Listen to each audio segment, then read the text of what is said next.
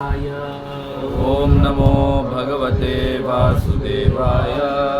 ओम नमो भगवते वासुदेवाय। ओम नमो भगवते वासुदेवाय। ओम नमो भगवते वासुदेवाय। ओम नमो भगवते वासुदेवाय। श्रीमद् भागवतम स्कंद छठवा, अध्याय छठवा, श्लोक संख्या पहला। मेरे पीछे सब बोलिए। तथा प्रचेतसो अस्किन्याम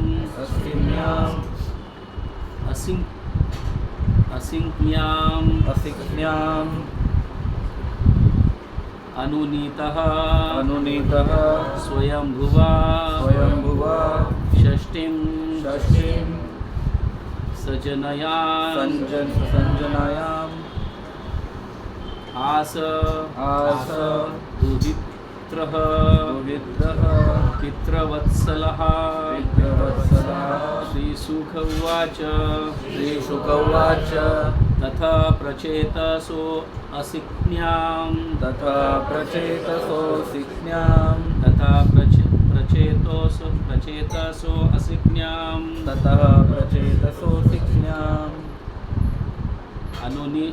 अनुनीतः स्वयंभुवः षष्टिं संजनयाम आस दुहित्रः पितृवत्सलः।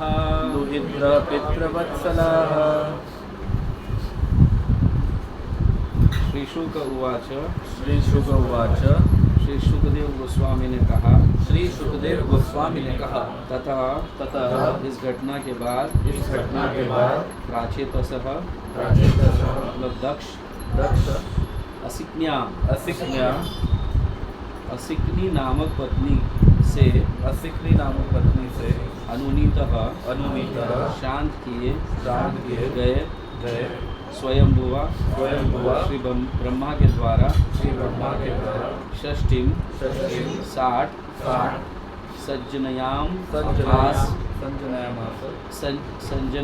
आस उत्पन्न किया दुहितृः कन्याएं पितृवत्सला अपने पिता की अत्यंत प्यारी। अनुवाद और तात्पर्य श्री प्रभुपाद द्वारा। श्री प्रभुपाद की जय। श्री सुखदेव गोस्वामी ने कहा, हे राजन, तदनंतर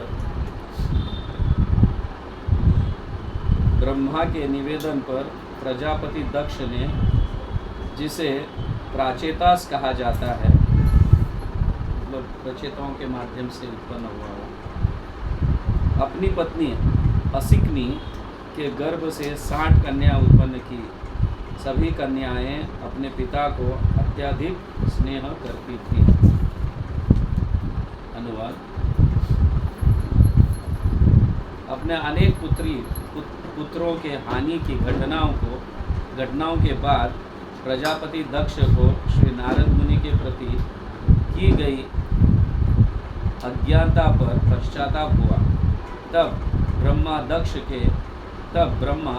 दक्ष के पास गए और उसको फिर संतान उत्पन्न करने की सलाह दी। इस बार प्रजापति दक्ष अत्यंत सावधान था, अतः उसने पुत्रों के स्थान पर कन्याओं की उत्पत्ति की, जिससे नारद मुनि उन्हें संन्यास स्वीकार करने पर विवश करके विरक्त न बना सके।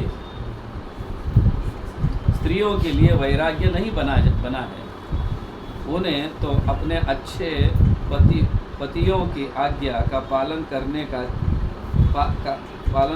करना चाहिए, क्योंकि यदि पति मुक्ति का पात्र है तो उसकी पत्नी को उसके साथ स्वयं में मुक्ति प्राप्त हो जाती है। जैसे कि शास्त्र का कथन है, पति के पुण्य कर्मों में पत्नी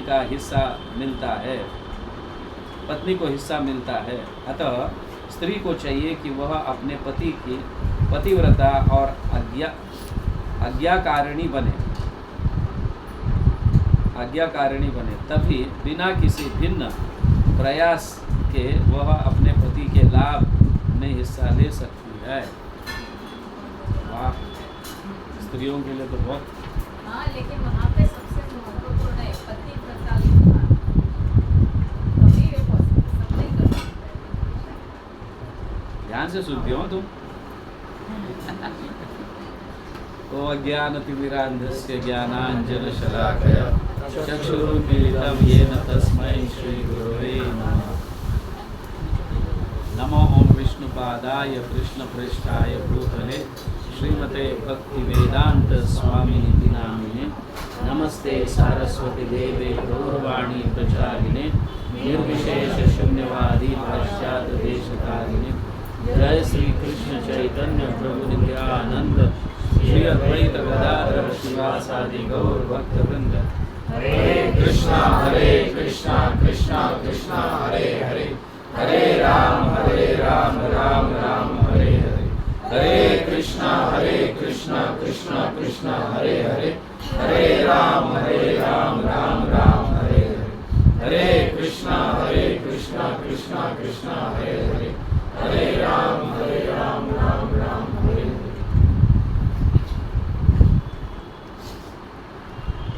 दक्ष हो गया अभी।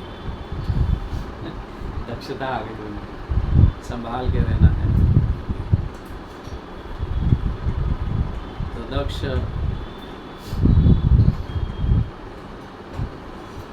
कितने हैं? लास्ट टाइम क्लास कौन थे? सबसे कितने बच्चों को ब्रह्मचारी बनाया था नारद मुनि ने? 11,000। बहुत बड़ी पॉपुलेशन है 11,000, एक फैमिली का 11,000। तो बड़े गुस्सा हुआ था, फिर नारद को शाप देते हैं, और नारद भी ब्रह्मा जी के ही पुत्र है। समझे ना भाई शाप मत दो। बट शाप तो हो भी गया था और नारद ने स्वीकार भी लिया था उस शाप को। फिर ब्रह्मा जी आते हैं, शांत करते हैं, वापस उत्पत्ति करो, तुम्हारा काम ही है उत्पत्ति करना, क्योंकि प्रजापति है, प्रचेता है, प्रजापति है। तुम भी प्रजापति हो ना?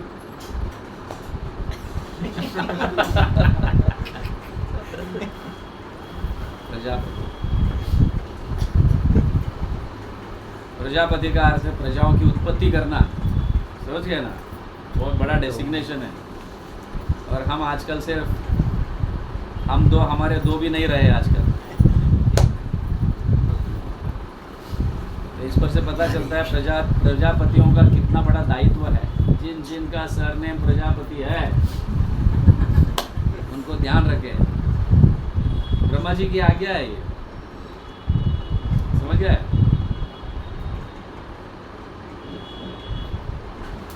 तो दक्ष ने अभी सोचा कि पुत्रों की उत्पत्ति की, सारे ब्रह्मचारी हो गए, अभी अच्छा है कि कन्याओं की उत्पत्ति करें। तो उन्होंने 60 कन्याओं की उत्पत्ति की एक साथ, 60 कन्या। ठीक है? तो 60 के 60 कन्या बड़े सुंदर थे। अभी यहाँ पे हमें एक सीखने जैसा है। तो दक्ष महाराज पहले जो है किसी के गाइडेंस के अंडर में नहीं थे, इसलिए उत्पत्ति करने के बाद भी दुखी हो गए। हम बहुत सारा क्रिएशन करते हैं, सिर्फ बच्चों का ही नहीं, अन्य कई क्रिएशंस भी होते हैं। घर कंस्ट्रक्ट करना, ये करना, वो करना, सब कुछ करना। अल्टीमेट हम दुखी हो जाते हैं। बट ये भी एक क्रिएशन है। ब्रह्मा जी ने कहा तुम्हें उत्पत्ति करनी है, तुम प्रजापति हो, तुम उत्पत्ति करनी है। तो अभी ब्रह्मा जी के आज्ञा के अनुसार उत्पत्ति की है, अभी कोई प्रॉब्लम नहीं है। बाबा जी की आज्ञा थी। तो हर व्यक्ति को कोई ना कोई अधिकारी व्यक्ति होनी चाहिए। जब हम बिना अधिकारी से या अधिकारी व्यक्ति से हम जो भी कार्य करते हैं, अल्टीमेटली उसका रिजल्ट दुख होता है। बट कोई आज्ञा देकर हमसे करवाता है, कोई अधिकारी व्यक्ति, एंड स्पेशली आध्यात्मिक से संबंधित,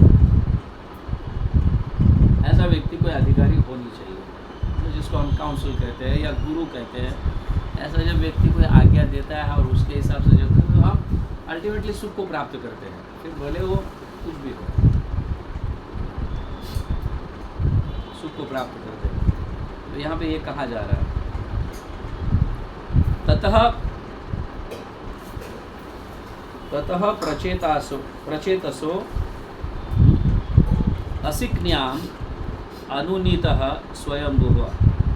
तो दक्ष को भी प्रचेता कहा गया क्योंकि वो प्रचेताओं के माध्यम से उत्पत्ति हुए हैं, और ब्रह्मा जी ने उन्हें संतुष्ट किए और कहने लगे अब तुम वापस उत्पत्ति करो। तो यहाँ पे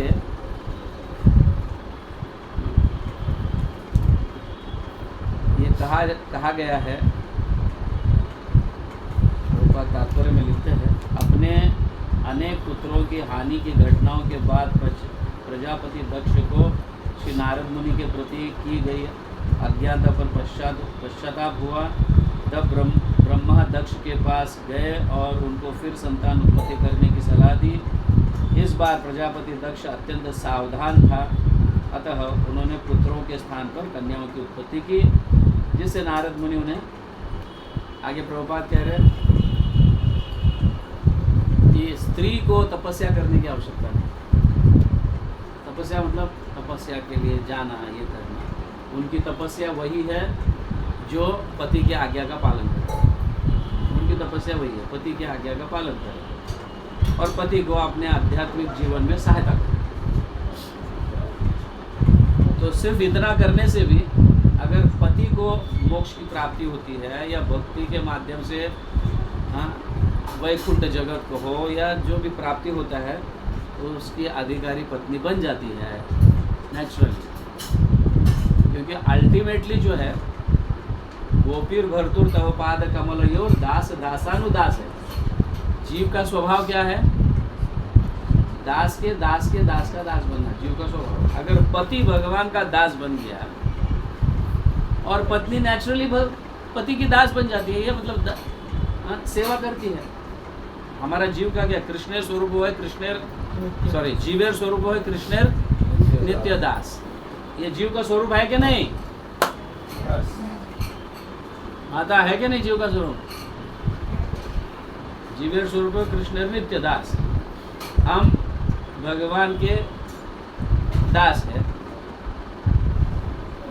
और भी उच्च स्थिति प्राप्त करना है तो भगवान के दास के दास के दास के दास बनेंगे तो और भी उच्च स्थिति प्राप्त होती है। इसीलिए कहा गया गोपीर भरतुर तो पाद कमलयोर दास दासानुदास। भगवान का अगर प्रेम चाहिए तो हमें सिर्फ दास बनकर नहीं चलेगा। क्या? दास के दास के दास के दास बनना चाहिए। और पति अगर गुरु को स्वीकार किया है तो नेचुरली गुरु के दास बन गए, और वो गुरु अपने गुरु के दास बन गए, वो गुरु अपने गुरु के दास बन गए, तो ये दासानुदास हो गया। ठीक है? तो हम किसी को लांघना नहीं चाहिए। अभी एक दास को निकाल देंगे और ऊपर वाले दास को स्वीकार करेंगे। दासानुदास है तो दासानुदास है, तो एक दास निकल गया तो क्या हो गया? ऐसी एक कभी कभी ऐसी भावना आ जाती है, तो हमने देखा है उनकी स्थिति क्या होती है। हमारा सबका अनुभव है ऐसा रहने से स्थिति क्या होती है।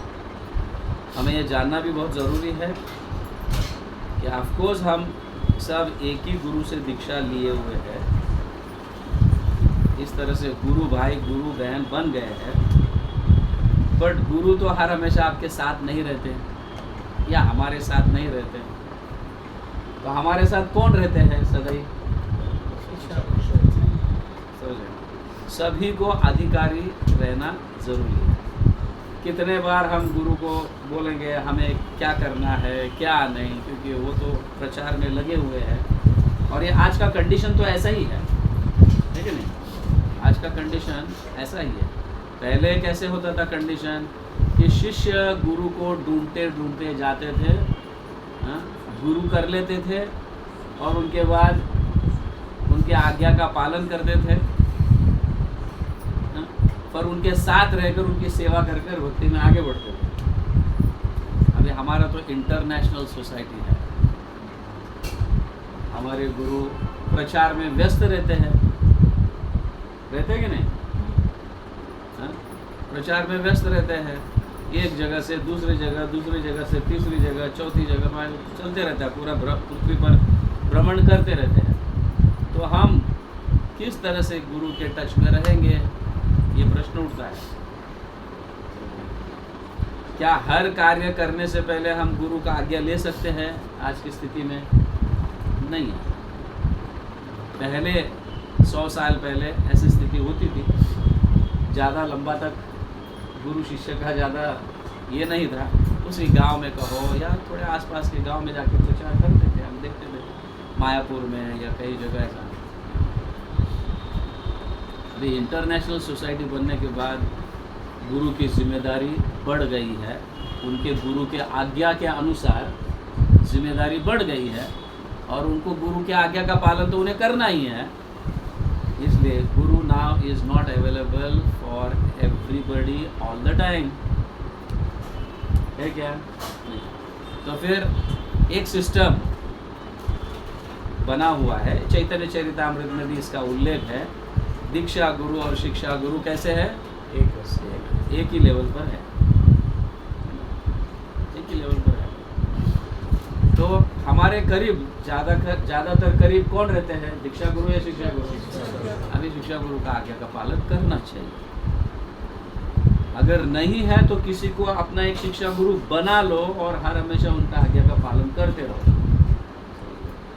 इट इज़ नॉट कि यही व्यक्ति होना चाहिए, ऐसे ज़रूरी नहीं है।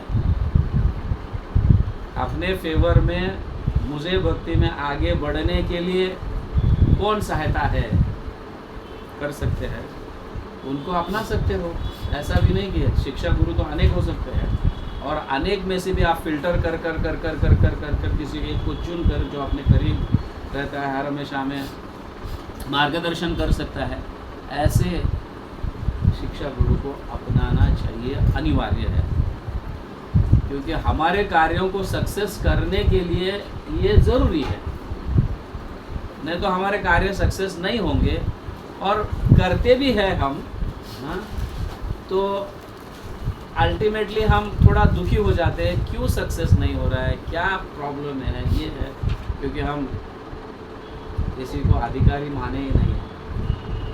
मेरे तो अधिकारी सिर्फ मेरे दीक्षा गुरु ही है, तो प्रॉब्लम आ जाता है। ऑफ कोर्स दीक्षा गुरु अधिकारी है, नो डाउट, बट हर हमेशा तो अभी तो ऐसा नहीं, हजारों कई गुरु के तो शिष्य 50,000 से ज़्यादा है। समझा? 50,000, 10,000, 15,000, कहाँ शिष्यों को इतना? ये उनका बहुत बड़ा दायित्व है गुरुजनों की। हमारे मतलब कृपा भी ऐसी हो गई कि हमारे असंख्य जन्मों के पापों को नष्ट कर कर हमें नया जन्म दिया है। तो फिर हम अभी मनुष्य बन गए, नहीं तो जानवरों के जैसे रहते थे, अभी मनुष्य बन गए हैं दीक्षा लेने के बाद। प्रश्न उठता है कि भाई दीक्षा लेंगे तो ही मनुष्य है क्या, तो बाकी जानवर है क्या? हाँ, समझ गए। क्योंकि दीक्षा लेंगे तो एक सिस्टम आ जाता है बीच में और उस सिस्टम का पालन करना होता है। दीक्षा नहीं लेंगे तो सिस्टम का पालन नहीं करते हैं। फिर क्या? आहार, निद्रा, भय, मैथुन, सामान्यता, पशुवीर नराणाम, पशु की जैसा ही है जीवन, है कि नहीं? मैं नहीं कह रहा हूँ, महाभारत कह रहा है, व्यासदेव कह रहे हैं। दीक्षा लेंगे तो ही आप मनुष्य के जैसे जी पाओगे। दीक्षा नहीं लोगे तो आप जानवर के जैसे ही हैं। क्योंकि आहार निद्रा भय मैथुन के अलावा दूसरा कुछ आता ही नहीं, क्योंकि वो जानवर भी करते हैं, हम भी करते हैं। तो दीक्षा से क्या है, एक भारी सर के ऊपर जैसा कुछ, क्या बोलते हैं उसको, रिस्पॉन्सिबिलिटी, यस, बोझ नहीं। कोई तो है मुझे पूछने वाला, क्या किया, कर रहे हो कि नहीं, कोई तो पूछने वाला होना चाहिए ना। कभी कभी हमने ऐसा देखा है, अनुभव भी किया है।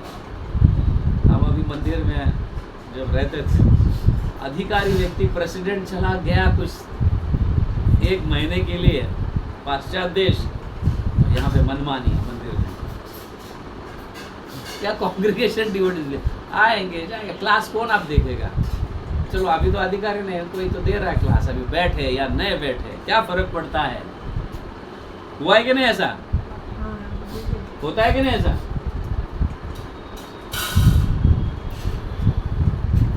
अभी गुरु ही इतने लंबे हैं, जा रहे हैं, प्रचार कर रहे हैं, तो हमारे अच्छा अधिकारी कोई है नहीं, तो फिर मनमानी चलते रहता है।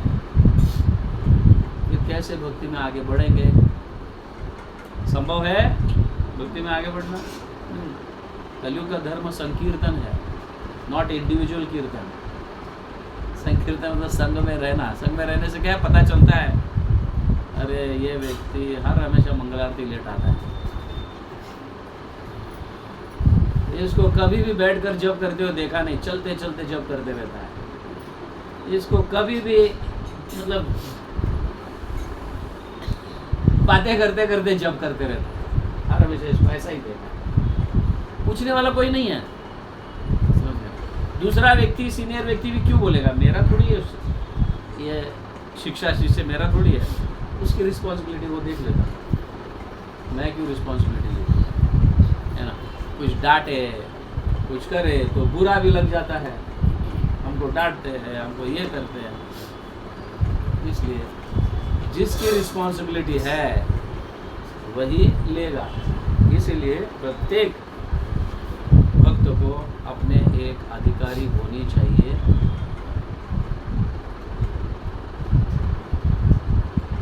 ये बहुत ज़रूरी है। तो उसी तरह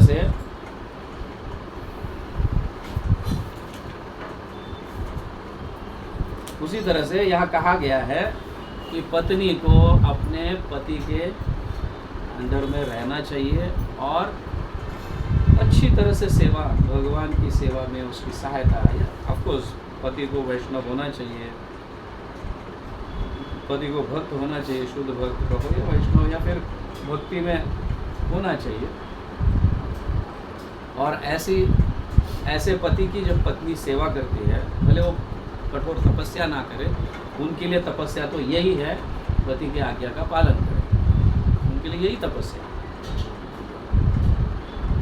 तो फिर निश्चित रूप से बिना किसी कठिनाई से पति जहाँ पे जाते हैं वहाँ पे पत्नी भी जाती है, उसकी भी मोक्ष हो जाती है या फिर उसको भी धाम प्राप्त होता है। यहाँ पे इस तरह से कहा जा रहा है।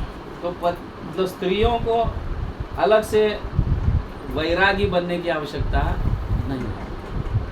ऐसे तो स्त्रियों को हर हमेशा सौंदर्य व्यक्त करते रहना चाहिए ताकि पति का ध्यान कहीं और ना बढ़े, पति का ध्यान कहीं और ना बढ़े। इसलिए पत्नी को अपना सौंदर्य को संभाल कर रखना चाहिए और हर हमेशा ऐसे ही पति को प्रस्तुत होना चाहिए ताकि उनका मन भटके नहीं, भगवान की सेवा में ही लगे। ये बहुत ज़रूरी है।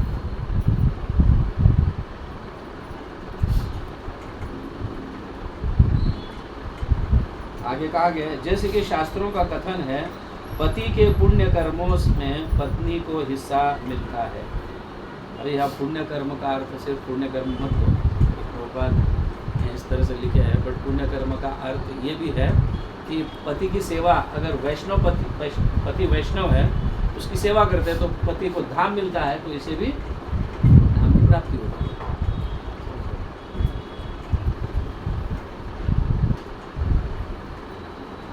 अतः स्त्री को चाहिए कि वह अपने पति की पवित्र पतिव्रता और आज्ञाकारिणी बने, तभी बिना किसी भिन्न प्रयास के वह अपने पति के लाभ में हिस्सा ले सकती है। ठीक है। तो यहाँ में ये बताया गया है कि पॉइंट ये है, दक्ष जिस तरह से गाइडेंस को अपनाया, पथभ्रष्ट हुए थे मतलब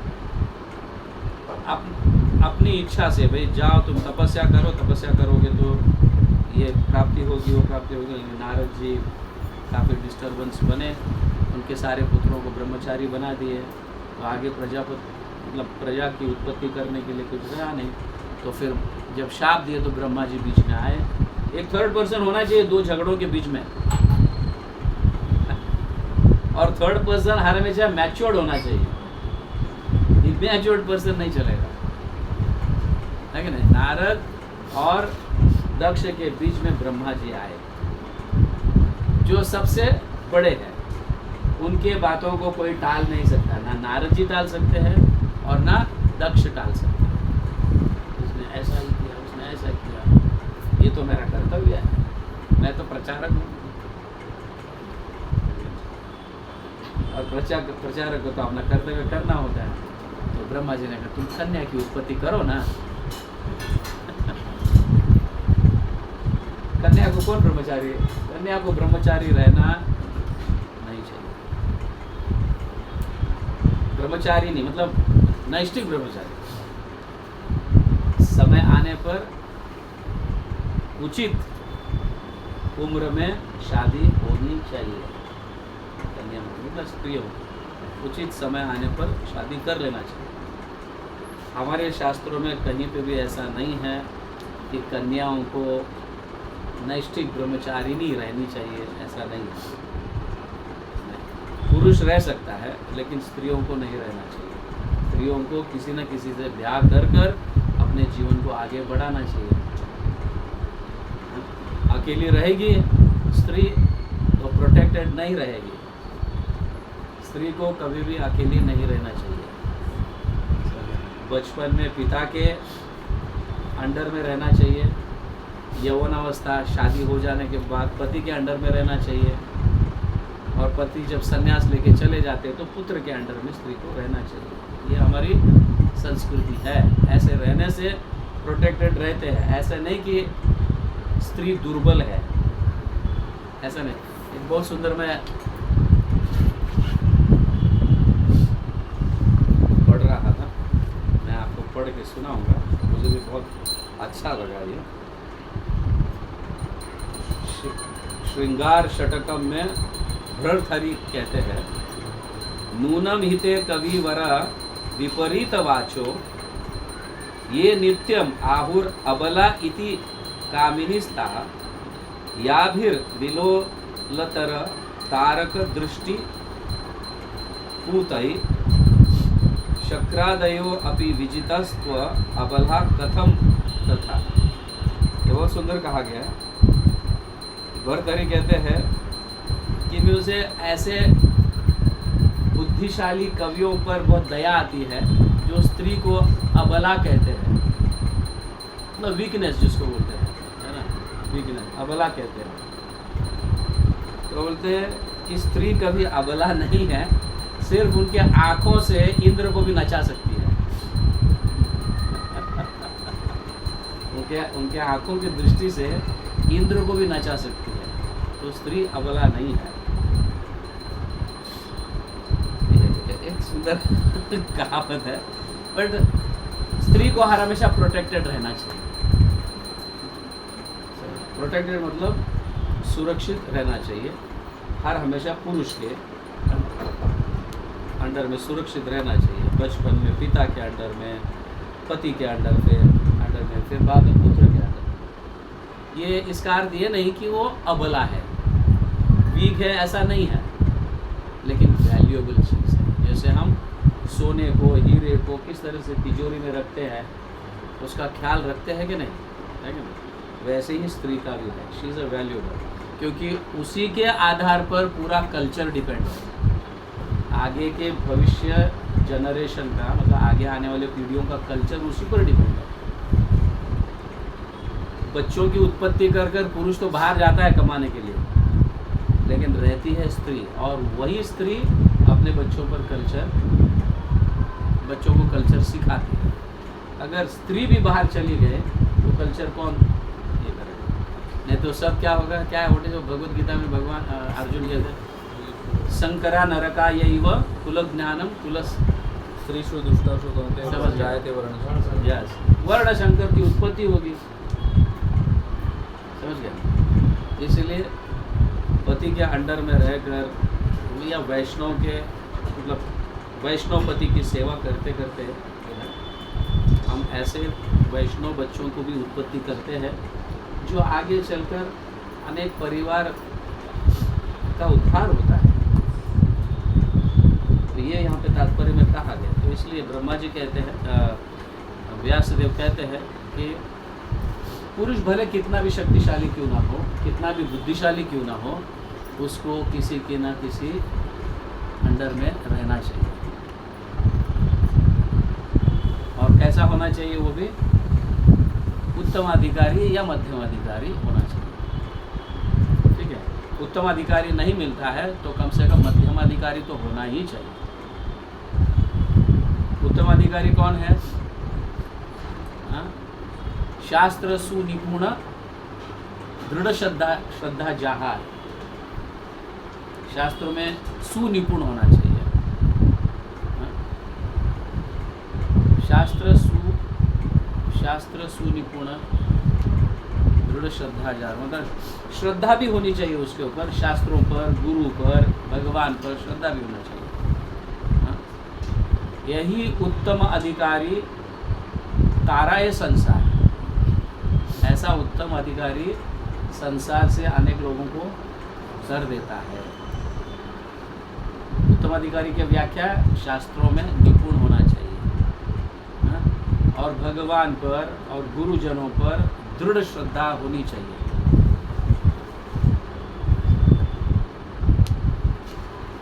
ज़्यादातर शास्त्रों पर दृढ़ श्रद्धा होनी चाहिए। जहाँ और मध्यम अधिकारी कौन है? भले शास्त्र में निपुण नहीं है,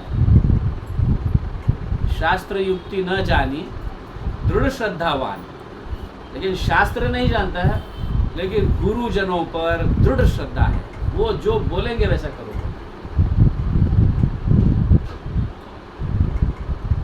मध्यम अधिकारी महाभाग्यवान। ऐसा मध्यम अधिकारी भी महाभाग्यवान है। और कनिष्ठ अधिकारी तो कभी अपनाना नहीं चाहिए, क्योंकि वो उसकी श्रद्धा ही कोमल रहती है। जहार कोमल श्रद्धा तेह कनिष्ठ जन। जिसकी श्रद्धा कोमल है, शास्त्र तो दूर की बात है, यहाँ तो शास्त्र का शब्द भी नहीं आया है। जहार कोमल श्रद्धा से ही कनिष्ठ जन। जिसकी श्रद्धा कोमल है, किसी भी कहने पर बहक जाता है, वो कनिष्ठ। ऐसे व्यक्ति का तो संग बिल्कुल नहीं करना चाहिए। इनफैक्ट वो उत्तम या मध्यम अधिकारियों का संग उसे करना चाहिए। तो हम अपने अपने लेवल को जान लेना चाहिए कि मैं शास्त्र में निपुण हूँ क्या, मेरी श्रद्धा है क्या गुरुजनों पर, उन्होंने जो कहा, आज्ञा दी, उसका पालन मैं करता हूँ क्या। ये ज़रूरी है।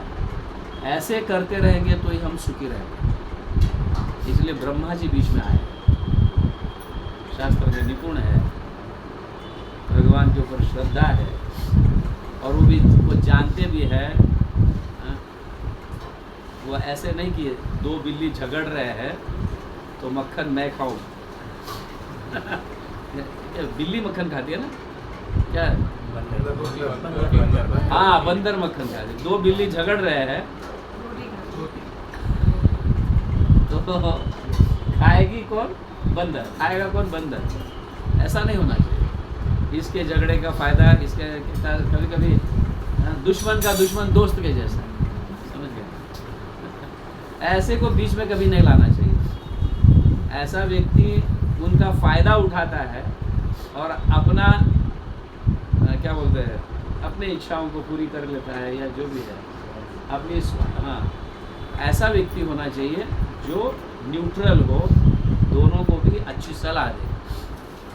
यस, बीच में ऐसे ही व्यक्ति को ले, कभी कभी कुछ हो जाता है तो ऐसे ही व्यक्ति को बीच में लेना चाहिए। और ब्रह्मा तो स्वाभाविक, ब्रह्मा तो पूरे सृष्टि के करता है, सभी उन्हीं के बच्चे हैं, तो उनको कोई न्यूट्रल या अनन्यूट्रल ऐसा नहीं होता है कि मतलब ये फेवरेबल या अनफेवरेबल ऐसा नहीं होता है। न्यूट्रल होते, सॉरी न्यूट्रल होते हैं, ठीक है। तो ऐसी व्यक्ति से सलाह लेने से हम भक्ति में आगे भी बढ़ते हैं। अनुनीतः कहा गया मतलब पीसफुल, और शांति भी प्राप्त होती है। और जब ऐसे बड़े आध्यात्मिक व्यक्ति का इंटरवेन होने से, बीच में रहकर सलाह देने से, वो सलाह जो है आध्यात्मिक डिवाइन बन जाता है। वो प्लान या वो क्या बोलते हैं उसका, वो आज्ञा कभी निष्फल नहीं जाती। ऐसे व्यक्तियों की आज्ञा निष्फल नहीं जाता है, उससे लाभ ही लाभ उत्पन्न होता है। इसीलिए यहाँ पे कहा गया, तो ब्रह्मा जी की आज्ञा का पालन करने से आगे चलकर लाभ हुआ।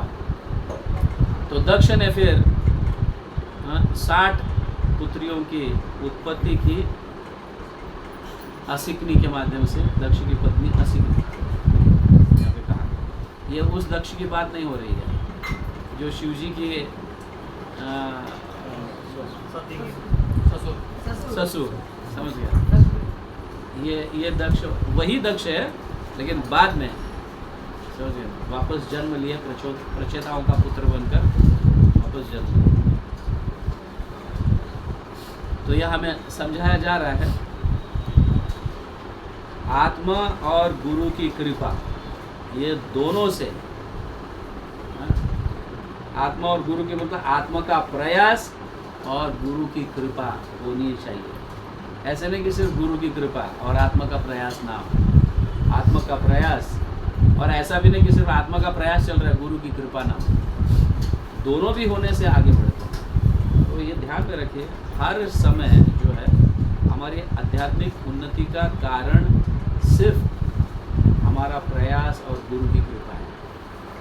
समझ लेना चाहिए कि हमारी भक्ति में उन्नति नहीं हो रही है तो समझ लेना चाहिए ना गुरु की कृपा है ना हमारा प्रयास है। समझ में आ रहा है, ये बहुत ज़रूरी है। अभी षष्ठी दुहित्र मतलब 60 पुत्रों की उत्पत्ति की गई, और बाद में अनेक ऋषि मुनियों को और देवताओं को ये पुत्री ब्याह करके दे दिया गया। यहाँ पे दिया है, वो क्या है,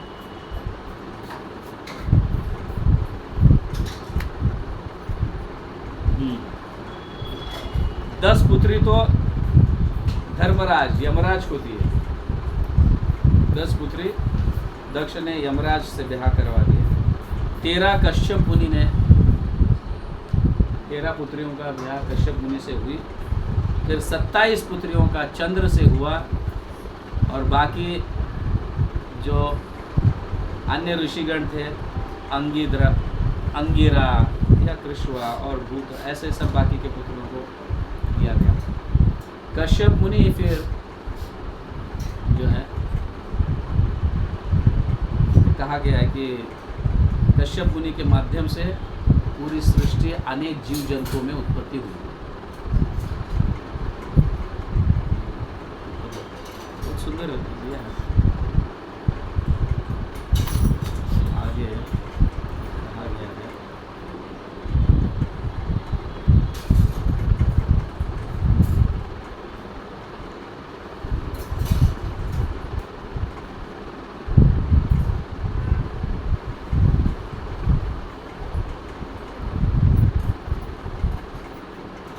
पितृवत्सलः, इसलिए कहा गया है कि अपने पुत्रियों के प्रति पिता का और पिता के प्रति पुत्रियों का एक ऐसा स्नेह था जिसके कारण उनकी क्या कहते हैं, उनका फैमिली जीवन, परिवार जो है एकदम सुख और शांति से गुजरा।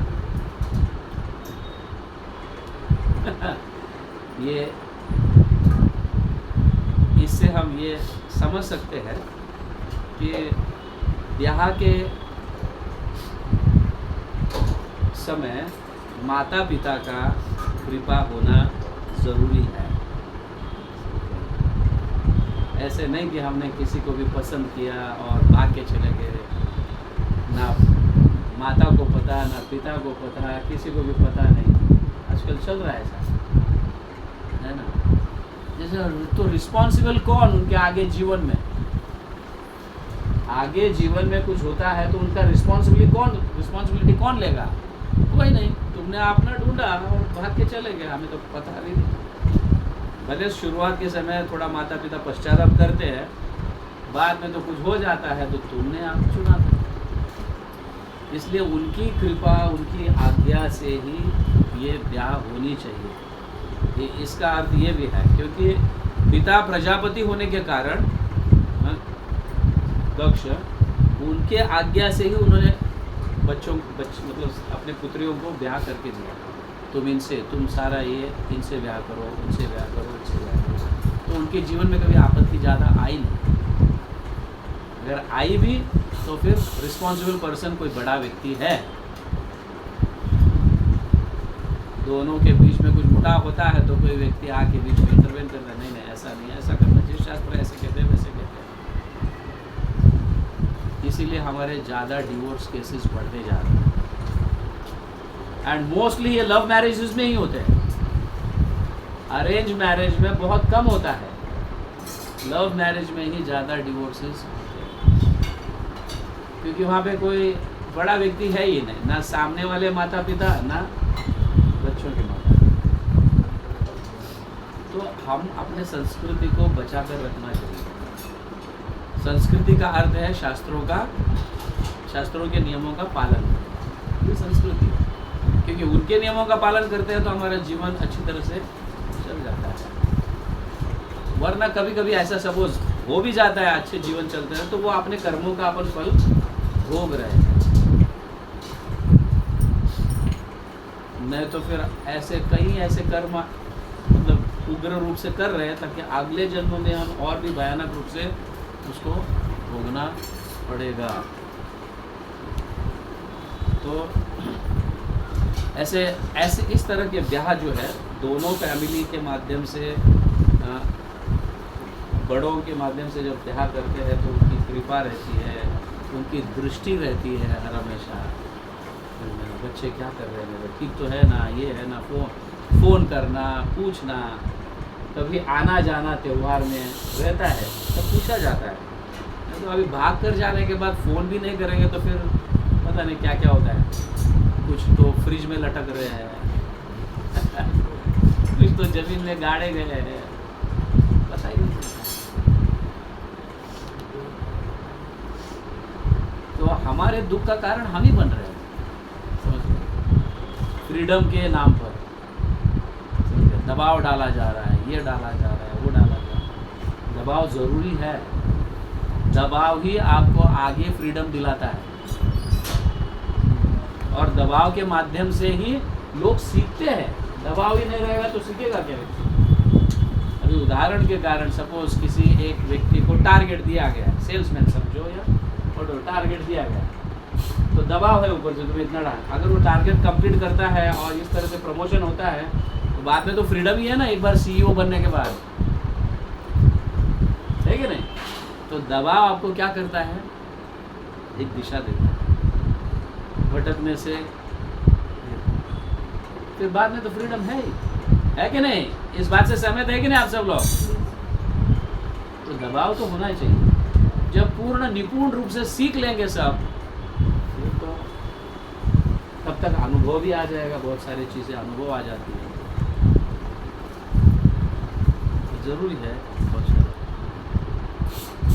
तो यहाँ पे सिर्फ दक्ष की कृपा नहीं है, लेकिन यहाँ पे ब्रह्मा जी की भी कृपा है इन स्त्रियों पर या इन लड़कियों पर, इन कन्याओं पर ब्रह्मा जी की कृपा है। मेरे आज्ञा का पालन मेरे पुत्र मतलब दक्ष ने किया है और उसी के हिसाब से तो फिर इस तरह से कन्याओं को कितनी सारी कृपा मिलती है, पिता की भी, दादा की भी, और और भी ऐसी कृपा से जीवन शांतिमय रहता है, सुखमय रहता है। ये कन्याओं को ही समझना चाहिए, ऐसा नहीं है, लड़कों को भी ये समझना चाहिए। ऐसा नहीं कि ये आज का क्लास सिर्फ कन्याओं के लिए है, लड़कों के लिए भी है आज का क्लास। क्योंकि मोस्टली लड़के पिताओं की बात मानते नहीं हैं, या बड़ों की बात मानते नहीं। हम देखते हैं ऐसा कहीं मनमानी करना है, तो कृपा कैसे मिलेगी? उनकी कृपा, उनकी आज्ञा रहेगा तो क्या कि सपोर्ट रहता है। चलो भाई, मेरे इसमें कुछ भी हो तो मेरे पीछे कोई है, ये बात होती है। इसी तरह से यहाँ पे कहा गया कि ब्रह्मा जी भी, क्योंकि दक्ष ने ब्रह्मा जी की बात मानी, और दक्ष के बच्चों को भी ब्रह्मा जी की कृपा मिली। तो जरूरी है ये परंपरा में एक दूसरे की बात को मानना। इस तरह से कृपा बनी रहती है।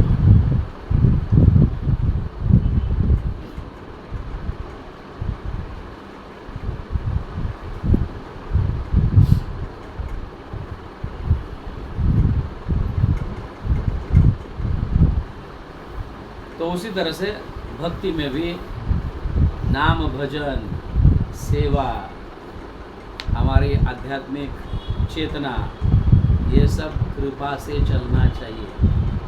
हमारे प्रयास तो होते ही है, लेकिन गुरु की भी कृपा, मैंने जैसा कहा ना, हमारा प्रयास और गुरु की कृपा, ऐसी रहने से ही हमारा भजन, हमारा आध्यात्मिक जीवन श्रेष्ठ हो सकता है। ये कहा गया, इसको कभी छोड़ना नहीं चाहिए। तो हम कहते हैं कि नाम भजन तो हमारा अच्छा चल रहा है, नाम भजन अच्छा चल रहा है, सेवा चल रहा है, ये चल रहा है, कृपा से ही भगवान का प्रेम प्राप्त होता है। भक्ति स्वतंत्र है, ये भूलो नहीं। भक्ति किसी पर आधारित नहीं है, भक्ति स्वतंत्र है। और स्वतंत्र भक्ति मतलब सपोज भक्ति को किसी पर कृपा करना है, तो वो सिर्फ वैष्णव के माध्यम से ही होगा, वैष्णव के माध्यम से होता है, अपने प्रयास से नहीं होता। हमारे सारे आचार्य देखो, हर हमेशा भले कितने भी ऊंचे स्तर पर पहुंचे हैं, वैष्णव की कृपा से, ऐसा ही बोलते हैं। ऐसे नहीं कि सिर्फ दिखावा के लिए बोलते हैं। हमारे आचार्य भी एक है, जीव गोस्वामी, प्रभुपाद, भक्ति सिद्धांत महाराज, उनकी आचार्यों की कृपा से, मेरे गुरुजनों की कृपा से ही क्रेडिट तो उन्हीं को दिया जाता है, और ऑब्वियसली उन्हीं को दिया जाता है। हमें तो सिर्फ प्रयास ही करना है, प्रयास हमारे हाथ में है, लेकिन कृपा किसके हाथ में है? गुरुजनों के हाथ में।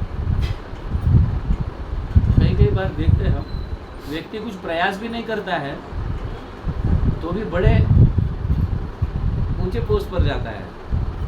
कोई व्यक्ति इतना प्रयास करता है तो भी उधर के उधर ही रहता है। उदाहरण, सबसे बेस्ट उदाहरण तो हमारे प्रभुपाद।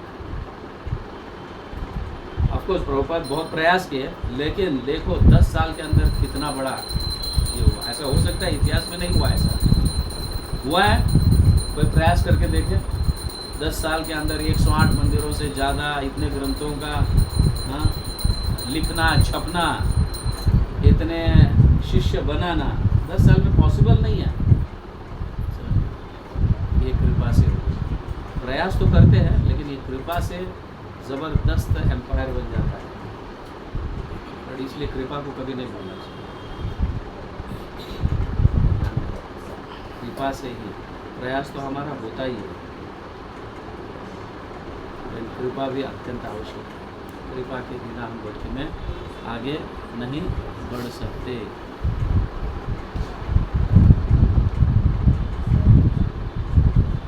तो इस तरह से हम देख सकते हैं, दक्ष मतलब हम, आत्मा, ब्रह्मा जी मतलब गुरु के आदेश, और यहाँ पे जो कन्याएं मतलब हमारी आध्यात्मिक गुण।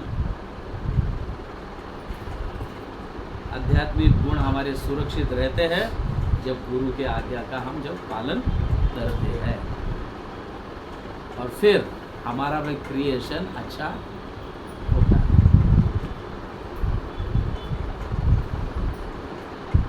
सिर्फ दीक्षा लिया, 4 नियमों का पालन हो रहा है, मेरे गुरु वो है, कॉलर टाइट करने की आवश्यकता नहीं है। दीक्षा लिया है मतलब आप धाम पहुंच गए ऐसा नहीं है भाई। हम तो कई बार कहते हैं, क्या बोलते हैं उसको, वीजा।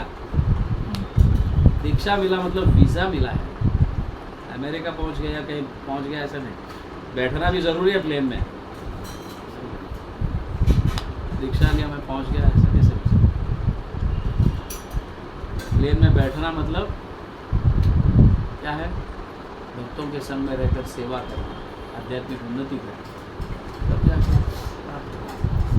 कई लोगों का ये मिसअंडरस्टैंडिंग होता है कि दीक्षा प्राप्त हुई तो अपने आप को बहुत पता नहीं क्या समझते हैं, फिर फॉल डाउन हो जाता है। इतनी अच्छी सुविधा प्राप्त होने के बाद भी उसका बेनिफिट अगर हम नहीं लेते हैं तो फिर क्या होगा अगले जन्म में। कितनी सुविधा है, हमारी संस्था ने कितनी सुविधा की है। तो पहले ऐसे शिक्षा गुरु थे बहुत रेयर, क्योंकि शिष्य हर हमेशा गुरु के साथ ही रहते थे, उनकी सेवा, उनकी चाकरी करना, उनका ये करना, इस तरह से। और सिर्फ उनकी सेवा से ज्ञान बढ़ता है, भले वो ज्ञानी भी नहीं है, बट उनकी वो जो निष्कपट रूप से और अच्छे भाव से जब सेवा करते हैं तो उनमें नेचुरल स्वभाव से ज्ञान प्रकट होने लगता है उनके हृदय में। नेचुरल स्वभाव से ज्ञान। गौर किशोरदास बाबा जी महाराज पढ़े लिखे तो नहीं थे, और किसके गुरु बन गए, स्कॉलर। एकदम ऐसे स्कॉलर कोई है ही नहीं, ऐसे स्कॉलर के गुरु भी बन गए। तो भक्ति क्या क्या सिखाती है हमें, अल्टीमेटली कृपा पर ही निर्भर। कृपा नहीं है हो गया, हमारा जीवन व्यर्थ हो गया। इसलिए हर हमेशा एक हमारे अथॉरिटी होना चाहिए हमारे जीवन में, जो हमें अच्छी तरह से गाइड करे और आगे ले चले। हरे कृष्ण। जगत गुरु श्रील प्रभुपाद की जय। और प्रेमानंद।